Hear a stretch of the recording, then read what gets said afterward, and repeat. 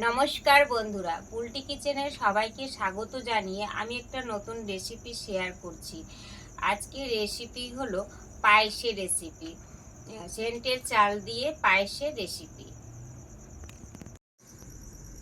বন্ধুরা, পায়েসের জন্য আমি যে যে উপকরণ নিয়েছি আপনাদের বলে দেব।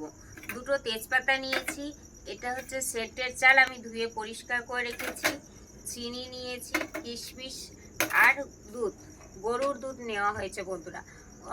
অনেকে এলাচ দেই, আমার কাছে এলাচ নেই বলে দিতে পারলাম না বন্ধুরা।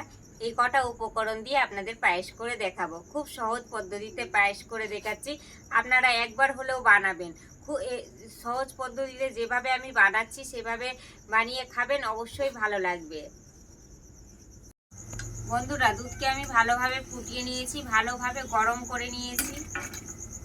এবার আমি দুটো তেজপাতা দিয়ে দেব।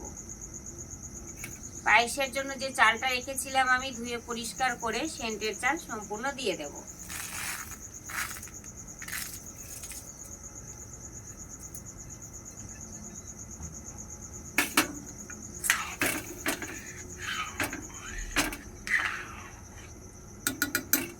সেদ্ধ হওয়া পর্যন্ত অপেক্ষা করব।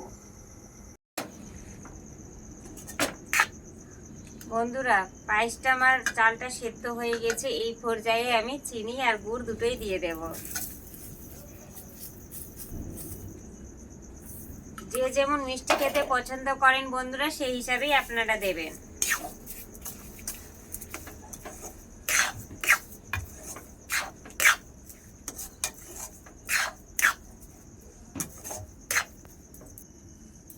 কিছুক্ষণ অপেক্ষা করব। বন্ধুরা, আমার পায়েসটা আমার রেডি হয়ে গেছে। এবার গ্যাসটাও বন্ধ করে দেব। পায়েস আমরা ঢেলে নেব।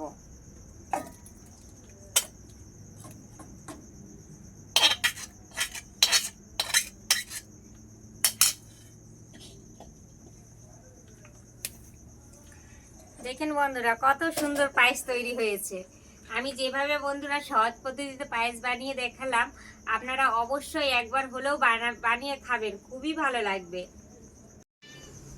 বন্ধুরা, এবার আমি আপনাদেরকে খেয়ে দেখাচ্ছি।